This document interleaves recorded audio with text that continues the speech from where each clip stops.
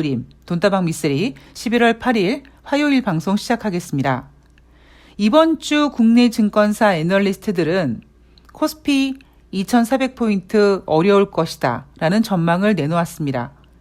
제가 지금 이 방송을 녹음하고 있는 12시 7분 현재 코스피 시장은 무려 17포인트 상승해서 2389포인트, 잠시 전에는 2391포인트까지 올라갔었습니다. 자, 외국인들 매수세 상당히 강합니다. 이제 전문가들은 고민을 하게 될 겁니다. 이거 뭐지? 왜 이러지? 라고 고민을 하게 될 겁니다. 그러나 우리 돈다방 미쓰리 청취자님들은 이미 9월 말부터 주식시장의 바닥을 확인했고 왜 주식시장이 올라가는지 확인했고 이제 그들이 어떤 전망을 내놓는지 상관없이 또 우리는 우리만의 지혜로운 주린이가 되기 위해서 미리 전망하고 대응하고 돈을 벌면 됩니다. 제가 9월 말에 여러분 미쓰리가 생각했을 때 10월달 주식시장은 나쁘지 않을 것 같습니다 라고 말씀을 드리면서 거기에 대한 근거로 11월 8일 날 예정되어 있는 미국의 중간선거를 제시했습니다. 뉴욕 증시는 중간선거를 앞두고 아마 빼기 어려울 것이다 라고 이야기를 했습니다. 그래서 10월달 한 달 내내 제가 뉴욕 증시를 읽어드림에 있어서 여러분 10월 3일 월요일 뉴욕 증시가 반등을 했는데요. 굉장히 의미 있는 반등을 했습니다. 자, 그리고 3분기 어닝 실적 시즌이 진행이 되는데 10월달 주식시장을 좋게 만들게 하기 위해서 어닝 시즌의 첫 번째 스타트를 밝히는 금융주들의 실적이 좋게 나왔다. 그리고 FOMC 회의에서 제롬 파월 연준 의장이 꽤 나쁘지 않은 얘기를 했다. 그리고 경제 지표들도 시장에 무리가 가지 않도록 잘 포장을 하다 보니까 10월달 한 달 내내 뉴욕 증시에서 경기 침체라는 단어는 보이질 않았다. 이런 얘기를 계속 해드리고 있습니다. 자, 오늘 돈다방 미쓰리 11월 7일 월요일 뉴욕 증시 마감 현황을 점검해 볼 텐데요. 드디어 뉴욕 증시에서 중간선거 이야기가 나옵니다. 그동안의 중간선거 이야기가 한 번도 나온 적이 없습니다. 그런데 이미 미쓰리는 9월 말부터 여러분 중간선거 때문에 뉴욕 증시가 올라가는 겁니다 라고 저 멀리 있을 어떤 타겟을 정해드리고 여러분 딴 거 보지 마시고요. 허접한 전문가들 보지 마시고요. 그것만 보고 가십시오 라고 제가 스포트라이트를 미국의 중간선거에다가 밝혀드렸습니다. 그런데 이제 드디어 뉴욕 증시에서 중간선거 이야기가 나옵니다. 자, 11월 7일 월요일 뉴욕 증시 올랐습니다. 다우지수 1.31% 이제 33,000포인트를 노리고 있고요. S&P 500 0.96% 상승, 나스닥 0.85% 상승했습니다. 자, 이날 뉴욕 증시가 상승한 이유는 8일 미국의 중간선거를 앞두고 상승했다라고 합니다. 자, 오랜만에 여러분들께 질문을 던져볼게요. 여러분, 11월 7일 월요일 뉴욕 증시 왜 올랐습니까? 중간선거를 앞두고 올랐어요? 중간선거를 앞두고 뉴욕 증시가 왜 올라야 되나요? 자, 그 근본적인 답을 이미 여러분들은 알고 계십니다. 왜? 10월 한 달 동안 뉴욕 증시가 올라간 이유를 알고 있기 때문에. 자, 지금 현재 8일 날 예정인 중간선거 공화당과 민주당이 팽팽하게 지금 우위를 가를 수 없다고 하죠. 비등비등할 텐데 과연 어떻게 될 것인지 뚜껑은 열어봐야 된다라는 이야기가 대부분인 것 같습니다. 자, 그리고 좀 우리가 이번 주에 가장 아기다리 고기다리 하고 있는 경제 지표는 바로 10일 날 발표될 10월 달 미국의 소비자 물가 지표입니다. 이 소비자 물가 지표가 얼마 전까지는 예상치를 8.1%로 잡았습니다만 특히 뉴욕 월가 전문가들은 이번에 발표하는 10월달 소비자 물가 지표는 미쓰리가 예상한 대로 앞자리가 바뀔 것 같다. 7.9가 나올 것 같다라고 전망하고 있다고 합니다. 자, 제가 소비자 물가지표에 대한 또 시나리오는 뒤에서 다시 설명을 해드릴게요. 자, 그리고 11월 FOMC 회의 이후에 제롬 파월 연준 의장의 발언을 보면 금리 인상 속도 조절하겠다라고 얘기를 한다. 그래서 시장 분위기가 나쁘지 않았다 이거죠. 제롬 파월 연준 의장이 11월 달 금리 인상을 한 다음에 기자회견을 했는데 그 기자회견을 본 주식시장은 하락했습니다. 그래서 제가 그 기자회견을 보고 바로 그날 방송 제목을 아니 제롬 파월 연준 의장 잘했는데 왜? 뭐 이런 식의 썸네일을 만들어 그 내용을 전해드렸습니다. 주식시장에서 그리고 인생에서 가장 필요한 거는 평정심이라는 이야기를 해드리잖아요. 제롬 파월 연준 의장이 11월 달 금리 인상을 한 다음에 했던 기자회견, 그게 왜 매파적인 거야? 매파적이라고 생각할 수밖에 없었던 이유는 우리가 너무 급해서 그렇다라는 이야기를 해드렸습니다. 한편으로 생각해보면 8월 25일 잭슨홀 미팅에서 제롬 파월 연준 의장은 어금니를 꽉 깨물고 미국의 경제가 침체가 되더라도 미국 경제가 고통을 받더라도 인플레이션 2%가 될 때까지 금리 인상을 하겠다라고 고집을 부렸습니다. 그리고 10월 중순까지 그런 스탠스를 유지했습니다. 제가 여러분들한테 제롬 파월 연준 의장이나 아니면 매파 성향의 연준 의원들이 저렇게 발언하는 이유는 금리 인상으로 더 이상 인플레이션이 잡히기 어려울 것 같으니 저렇게 시장에 공격적인 발언을 함으로써 시장 자체가 공포에 떨어서 자산을 좀 다운시키는 그런 효과를 일명 언론 플레이라고 해야 되나요? 그러니까 그거를 노렸다라는 이야기를 해드렸습니다. 그런데 그랬던 제롬 파월 연준 의장이 갑자기 11월 달 중간 선거를 딱 일주일 남겨놓은 그 시점에 금리 인상을 예정대로 75bp 금리 인상을 하고는 갑자기 속도 조절론을 얘기합니다. 그런데 우리가 원했던 건 뭐냐면 금리 이제 인상하고 금리 동결할게요. 뭐 이런 거를 원했다라는 건데 아니 75bp씩 지금 연달아 계속 금리를 인상한 상태에서 갑자기 정색을 하고 동결하겠습니다 라고 할 수는 없거든요. 그리고 여기에 사실 더 무서운 의미는 뭐냐면 만약에 제롬 파월 연준 의장이 갑자기 정색을 하고 금리를 동결해야 될 것 같아요 라고 이야기를 해버리면 미국은 이제 중간 선거가 문제가 아니라 경기 침체를 걱정하게 될 거기 때문에 제롬 파월 연준 의장이 11월 금리 인상 한 다음에 진행했던 기자회견은 굉장히 좋은 기자회견이었습니다. 나름대로 스마트했어요. 제가 제롬 파월 연준 의장을 좋아하지 않지만 그날은 제가 칭찬했습니다. 제롬 파월 연준 의장 잘했는데 왜들 그래? 제가 막 그랬죠. 자, 증시 전망에 대한 이야기를 좀 해보자면요. 모건 스탠리 최고 투자 책임자가 이 사람은 올해 주가 하락을 정확하게 예측한 월가 전문가라고 합니다. 대한민국에서 올해 주식시장을 가장 정확하게 맞춘 사람은 바로 돈다방 미쓰리죠. 3,000포인트 가기 어렵습니다. 코스피 저점은 2250이요.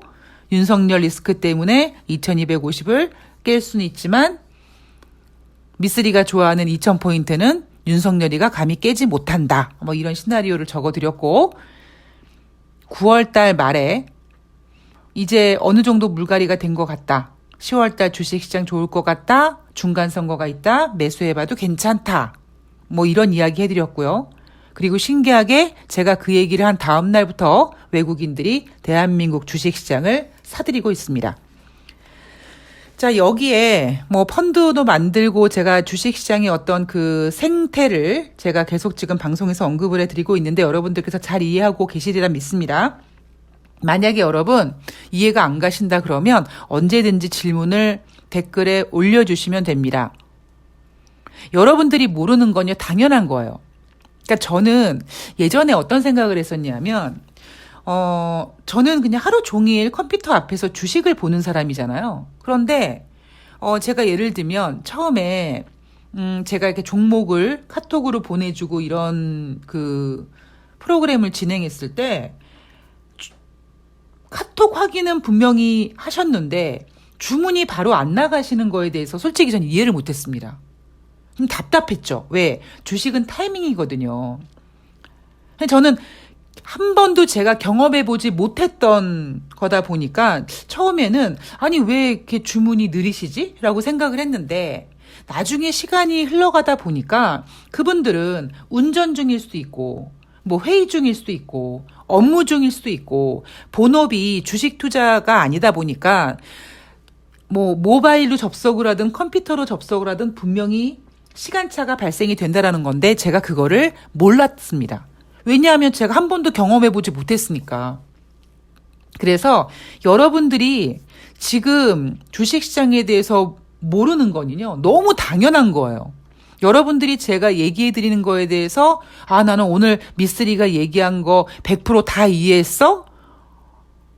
오히려 그렇게 생각하시면 더 안 되실 거라고 생각을 합니다.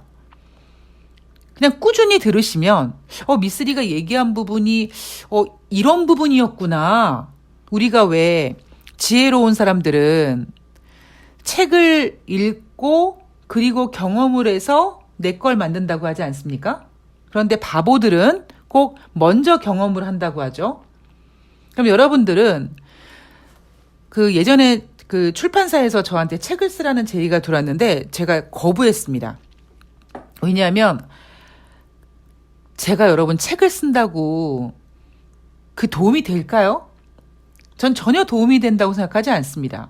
오히려 지금처럼 당장 지금 현재 우리는 2022년 11월 8일을 살고 있으면서 2022년 11월 7일 월요일 뉴욕 증시를 가지고 지금 시장에 대해서 움직임을 생동감 있게 말로 얘기하는 게 훨씬 더 빠르지 이거 책을 쓰는 게 무슨 의미가 있어요. 그래서 제가 책을 쓰지 않는데 대신에 여러분들이 돈다방 미쓰리가 책이라고 생각하고 제 이야기를 들으시고 그리고 시간 지나가는데 미쓰리의 말이 맞네 라고 생각하시고 이제 점점 여러분들이 주식시장을 이해해 가시면 되는 거니까 여러분들이 어떤 궁금증이 있으시면은요 댓글에 올려주시면 됩니다.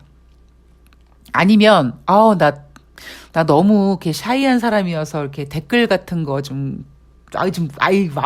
뭐야 막 이러신 분들은 이메일로 질문을 올려주시면 됩니다. 제가 말씀드렸죠. 저는 종목 상담을 못 해드립니다.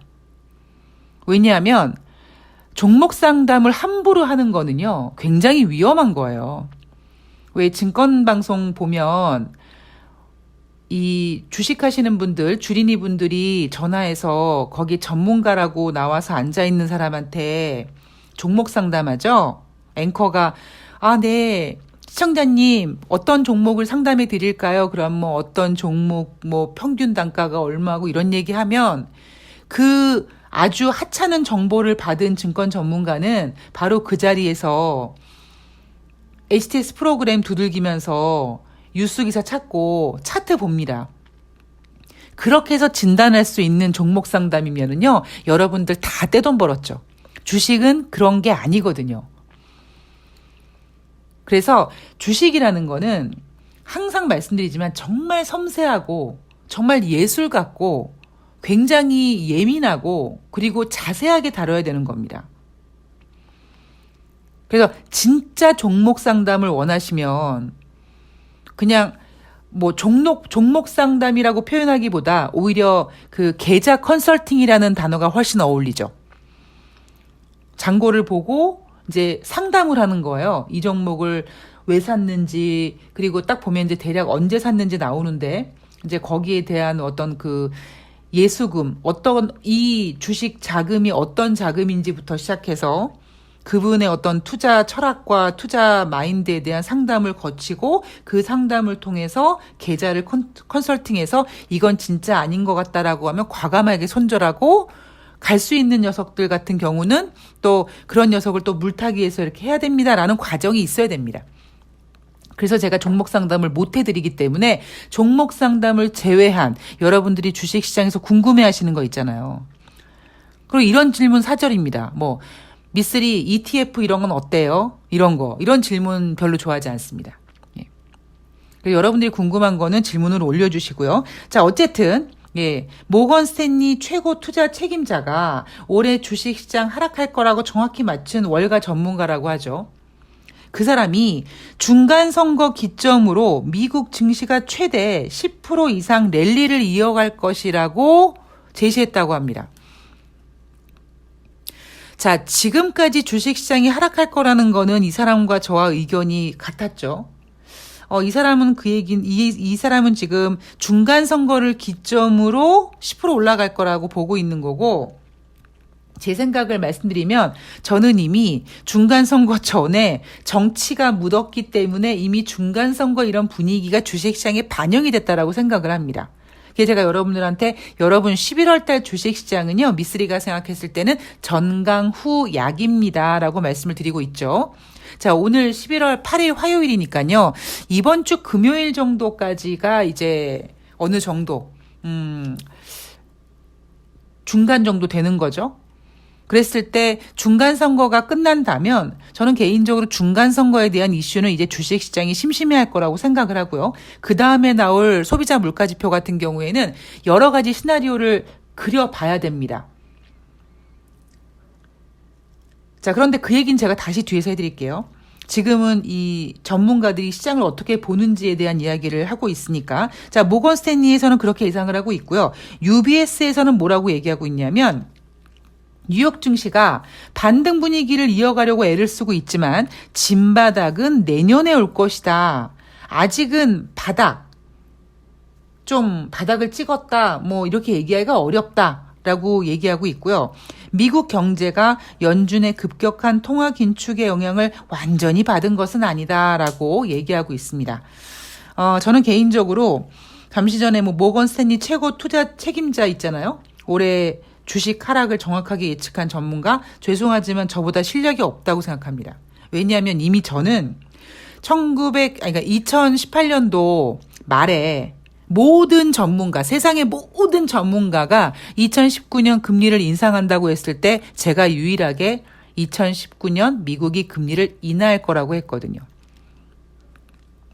그래서 제 생각에는 지금이 진바닥이다 아니다라고 따지는 건 저는 의미가 없다고 생각을 합니다. 왜냐하면 우리가 2020년 3월 달에 갑자기 막 코스피 시장도 코로나19 때문에 막 1490 몇 포인트까지 곤두박질 쳤잖아요. 그러니까 그런 정도의 악재는요, 언제든지 발생할 수 있습니다. 우리가 진짜 언제 서울 한복판 이태원에서 사람이 걸어가다가 죽을 줄 누가 알았습니까? 그것도 한두 명도 아니고 150명이 넘는 사람이 걸어가다 죽었어요. 이런 일이 있을 거라고 우린 상상을 못 했잖아요. 그러니까 인간이 살아가면서 뭐 지금이 바닥이다, 이제는 올라간다라고 뭔가 확언하기에는 굉장히 위험이 있다고 생각을 하고요. 저는 대신 지금 분위기에서는 저는 또 제가 보는 시장 분위기가 있잖아요. 뭐 9월 말에 여러분들한테 여러분 주식 사도 괜찮습니다. 뭐 때문에 사도 괜찮습니다. 이렇게 얘기했던 것처럼 저는 어차피 단타를 치는 사람이에요. 그러니까 큰 시황은 보되 2022년 혹은 2023년의 경제 이슈는 이런 게 있을 것 같습니다라고 이슈를 던져 놓지만 큰 시황 속에서 그 시황을 아주 잘게 조절입니다. 그래서 뭐 상반기, 하반기 혹은 월, 11월 달 같은 경우에는 전강 후약 이렇게 얘기해 드리고, 그리고 전반적인 분위기가 지금은 뭐 어떻고 이렇게 짧게 얘기를 해 드리잖아요. 그러니까 이거는 어찌 보면 저의 이제 컨셉이니까 제가 늘 말씀드리지만 장기 투자하시는 분은 저랑 안 맞을 수 있어요. 자, 여하튼 UBS와 모건 스탠리가 시장 분위기를 이렇게 예상하고 있습니다. 제가 오늘 드리고 싶은 말씀은요. 제가 얼마 전에 그런 얘기 해드렸잖아요. 전문가들이 지금 주식시장을 인정하지 못합니다. 인정하지 못하는 이유가 뭐겠습니까? 왜 이렇게 올라가지? 이해가 안 가는 거예요. 그런데 여러분 잘 생각해 보세요. 미쓰리가 주식 시장도 잘 맞히지만 국제 유가도 기가 막히게 맞춥니다. 올해 상반기 때 국제 유가 $100 넘어갔을 때 전문가들이 $200 막 소리쳤을 때 저는 여러분 올해 평균 WTI 가격은 $100 아래로 내려올 겁니다. 그게 무엇을 의미합니까? 상반기에는 100달러 넘어가지만 2022년 하반기에는 100달러 아래로 떨어질 거라고 얘기하는 거잖아요. 그리고 저의 예측이 정확했죠. 자, 그런데요. 더 재미있는 사실은 환율 얼마 전까지 얼마나 난리부르스를 쳤습니까? 근데 제가 뭐라고 했습니까, 여러분? 여러분, 환율이요. 만약에 떨어져도 외국인들이 대한민국 주식시장을 안 사줄 수도 있어요. 라고 얘기를 했죠. 언제까지 달러가 저렇게 계속 고공행진하겠습니까? 라고 얘기하면서 제가 어느 순간부터 조심스럽게 저는 오히려 이제 금이 낫지 않겠느냐라는 이야기를 해드렸습니다. 그런데 지금 주식시장을요. 전문가들이 인정을 못해요. 전문가들이 인정을 못하다 보니까 어떤 일이 전개가 되냐면 전문가를 믿고 의지하는 주린이들이 무서워서 주식시장에 들어오지를 못해요. 물론 저의 개인적인 바람은 다시 말씀드리지만 이거 내년까지 계속 이런 분위기가 갔으면 좋겠어요. 그 유튜브를 보니까요. 신한은행의 무슨 부부장이라는 분이 세계 경제가 위험합니다. 진짜 무서운 게 오고 있습니다. 이런 내용으로 유튜브를 찍었다라고 했습니다. 전 썸네일만 봤어요. 내용은 보지 않았어요. 왜? 뻔하거든. 근데 여러분 보세요. 지금 김진태 사태 얘기 나옵니까? 안 나옵니까? 안 나오잖아요. 근데 제가 여러분들한테 여러분 김진태 사태가 이제 끝났어요라고 얘기합니까? 아니에요. 저는 오로지 주식시장의 관점으로 봤을 때 일단 부동산과 주식시장을 정확히 분리해서 설명해드리고 있고 그리고 김진태 사태도 마찬가지입니다. 김진태 사태는 지금 없어진 게 아니라 일단은 살짝 힘이 빠진 상태고 분명히 언젠가는 터질 것이다. 근데 미쓰리 생각으로는 내년 1월 혹은 3월 정도 그 사이에 봄철에 한번 부동산에 관련돼서 지금 태형 건설이 부도가 나니 이런 얘기가 돌고 도는데요. 그런 거 관련돼서 아마 부동산에 관련된 건설에 관련된 문제가 주식시장을 한번 휘청거리게 할 수도 있다라는 생각은 하고 있습니다. 물론 이것도 여러분 아주 정확한 건 아닙니다. 이렇게 큰 예상을 해놓고 아주 세밀하게 이제 그 예상의 확률을 높여가고 있는 겁니다. 늘 말씀드리지만 주식시장이 가장 무서워하는 거는요. 우리가 전혀 예상하지 못했던 갑자기 악재가 나왔을 때 가장 주식시장은 무서워합니다. 예를 들면 코로나 나오자마자 여러분 어땠습니까? 주식시장이 2200포인트 그때쯤 됐을 때 1490 몇 포인트로 곤두박질을 쳐버립니다. 그리고 9.11 테러 예상하지 못했죠. 그리고 리먼 사태 여러분 솔직히 예상했습니까? 마진콜이라는 영화를 보면 대충 안다고 합니다. 물론 알아요. 어떤 그런 문제가 분명히 신호가 옵니다. 그런데 항상 보면은요. 아유 위험해요. 무슨 일 터질 것 같아요. 터질 것 같아요. 우리가 이렇게 계속 신호를 주잖아요. 그러면 안 터져요. 잘. 그래서 주식시장에 있는 격언 중에 하나가 주식시장은 두려움을 타고 오른다라는 말이 있습니다. 두려움을 타고 여러분은 왜 오를까요? 개인들이 좀비처럼 달라붙지 않기 때문입니다. 그래서 지금 돈다방 미쓰리를 꾸준히 몇 달 동안 들으신 분들은 이 흐름에 이제 제가 이걸 이제 시황 바운스라고 하는데 이 시황 바운스를 맞춰서 저와 이렇게 파도 타기를 잘 하시면 돼요. 근데 제가 사실 가장 걱정하는 부분이 뭐냐면 구독하신 지 얼마 안 되신 분들이 지금 이 시점에 들으면 가만히 있어봐. 지금 주식을 그럼 사야 돼? 막 이렇게 결정을 내리시는 분들이 분명히 계실 거거든요.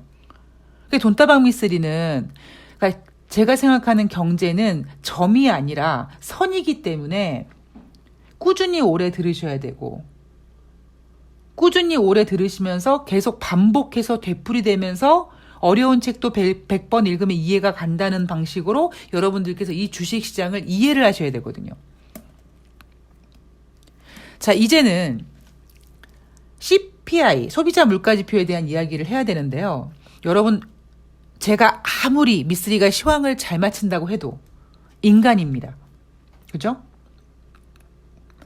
제가 아무리 시황을 잘 맞춘다고 안다고 해도 여러분 10월달 미국의 소비자 물가지표가요. 전문가들이 예상하는 것처럼 7.9가 나올 것 같아요. 이 포인트를 맞추는 건 의미가 없어요. 이 포인트를 맞추는 것도 의미가 없고, 이 포인트를 맞춰서 주식시장이 어떻게 되는지 그거를 사실 현재까지는 맞추기가 어렵습니다. 왜냐하면 인간이기 때문에. 제가 여러분들한테 굉장히 자신 있게 여러분들 막 이렇게 시황을 막 굉장히 강하게 막 이렇게 맞추는 것처럼 보이지만 저는 굉장히 조심 가고 있는 거예요. 많은 경우의 수를 만들고 그 경우의 수에서 하나씩 경우의 수를 줄여나가는 거고, 그리고 지금 같은 경우에는 여러분들에게 여러분 주식이 오를 거예요, 내릴 거예요. 10월달 소비자 물가지표가 잘 나오면 어떻게 될 거고요, 못 나오면 어떻게 될 거고요. 이렇게 딱딱딱딱 끊어서 마치 동전 뒤집는 것처럼 주식을 공부하시는 게 아니라 가능성을 다양하게 열어놔야 된다는 거죠. 예를 들면 이런 겁니다. 자, 만약에 여러분 지금 시장에서는 10월달 소비자 물가지표를 7.9로 예상하고 있는데, 만약에 7.9보다 잘 나오면, 잘 나온다라는 표현이 좀 이상한데 7.9보다 높게 나온다면 8.0이 나온다든가 아니면 지난달과 똑같은 8.1이 나온다거나 하면 다 다릅니다. 이 소비자 물가지표 0.1% 그 차이가 주식시장 방향성을 완전히 바꿀 수 있어요. 만약에 8.0이 나온다면 지난달에 8.1이었는데 이번 달엔 8.0이 나왔네요. 그러면 전월 대비 둔화됐습니다. 좋아요 라고 할 수도 있지만, 여전히 8.0이야? 그러면 너무 인플레이션 둔화 속도가 느리니까 연준이 계속 공격적인 금리 인상 하겠네 라고 방향을 틀 수 있는 거고요. 만약에 8.1이 나왔다. 지난달 8.1이었는데 8.0이 나왔다. 그래도 예상치보다는 둔화됐네요. 이제 인플레이션 정점을 찍었나 봅니다. 라고 또 주식시장이 그 이슈를 가지고 움직일 수 있습니다. 또 반대로 만약에 7.9가 나왔다. 그러면은 일단 가장 가능성 있는 예상 시나리오는 일단 앞자리가 바뀌었다라는 점. 그리고 지난번에 제롬 파월 연준 의장이 인상 속도 조절할 수 있다라는 점. 이런 거에 대해서 가장 좋은 시나리오죠. 무조건 이건 거의 100% 상승하는 시나리오가 될 겁니다. 7.9 이하 나오면 좋은 시나리오죠. 근데 만약에 이런 것도 생각해 보셔야 돼요. 소비자 물가지표가 예상치 7.9가 나오거나 앞자리가 바뀌거나 아니면 7.8이 나왔다. 그동안 부진하게 더디게 하락했던 소비자 물가지표가 눈에 띄게 둔화되는 모습이 나타냈다. 무조건 주식시장이 좋을 수밖에 없는 판인데 갑자기 지난번에 영국에서 무슨 감세 정책 한다고 영국이 휘청한다 그래가지고 그 영향 때문에 뉴욕 증시도 빠졌잖아요. 그러니까 그런 다른 돌발 악재들도 나올 수 있다라는 거를 감안해서 지금 10월달 소비자 물가지표 이 하나 가지고 다양한 케이스, 잘 나왔을 때와 둔화되었을 때, 그 잘 나왔을 때도 어느 정도 잘 나왔을 때냐, 그러니까 어느 정도 높게 나왔을 때냐, 예상치에 부합했느냐, 아니면 예상치가 7.9인데 예상치보다 더 많이 나왔겠느냐 부터 시작해서 7.9가 나왔거나 7.9 이하 나왔을 때 물론 주식시장은 환호하겠지만 혹시 그 이외에 벌어질 수 있는 돌발 악재가 있지 않겠는가. 정말 너무너무 복잡한 이 전망을 해야 되는 게 저는 주식시장 전망이라고 생각하거든요. 물론 모든 미래를, 알 수 없는 미래를 전망하는 직업이 다 어렵겠습니다만 그냥 저는 제가 하는 일이 제일 어렵다고 생각하겠습니다. 이 주식시장 보는, 시황 보는 게 그렇게 쉽지가 않다라는 겁니다. 그리고 또 하나, 너무 한 가지만 꽂히면 안 돼요. 여러분 얼마 전에 채권 시장이 어떠고 국채 금리가 어쩌고 막 거기에 꽂혀가지고 제가 가장 많이 받았던 질문이 김진태 사태 어떻게 되냐고 계속 그런 질문이 올라왔었거든요. 그게 제가 방송에서 여러분 김진태 사태 지금은 아니라고요 라고 얘기해도 여러분들은 거기에 너무 매몰되어 있다 보니까 그거밖에 안 보이시는 거예요. 또 어떤 분은 유럽의 위기 뭐 이렇게 꽂히면 다른 게 안 보여요. 그래서 항상 제가 여러분 주식시장에는 비슷한 비율의 호재와 악재가 있습니다. 그 비슷한 비율의 호재와 악재 중에 과연 그들이 스포트라이트를 어디에 비추냐에 따라서 호재가 많아 보이고 악재는 없어 보이고 악재만 있어 보이고 호재가 없어 보인다. 이런 얘기를 계속 해드리는 겁니다. 자, 일단 지금 현재 코스피 시장은 2395포인트까지 올라왔습니다. 예, 전문가들은 2400 어렵다고 했죠. 근데 2400 갈 겁니다. 근데 저는 소비자 물가 지표가 뭐 잘 나오든 못 나오든 이미 뉴욕 증시는 이제 어느 순간부터 인플레이션에 대한 그 둔화 속도라든가 아니면 무조건 2%가 돼야 된다라는 그런 고집에서 좀 벗어나고 있는 것 같고요. 이제부터 문제는 과연 모건 스탠리 최고 투자 책임자가 얘기하는 미 증시가 최대 중간선거 이후에 10% 올라가느냐, 즉 산타랠리까지 가느냐, 아니면 그동안 뉴욕 증시에서 숨겨왔던 경기 침체 이야기가 다시 불거지느냐, 뭐 요거에 대해서 고민을 해봐야 될 시간입니다. 제가 여러분들한테 11월달 주식시장은 굉장히 재밌을 거라고 얘기했잖아요. 근데 이게 말이 표현은 재밌다고 했지만 저는 솔직히 좀 머리가 아픕니다.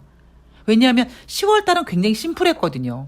그래서 10월달 주식시장은 제가 무조건 그냥 여러분 10월달은요 쟤네들이 주식시장을 뺄 생각이 없어요라고 끝내버렸는데 11월달은 약간 셈법이 복잡합니다.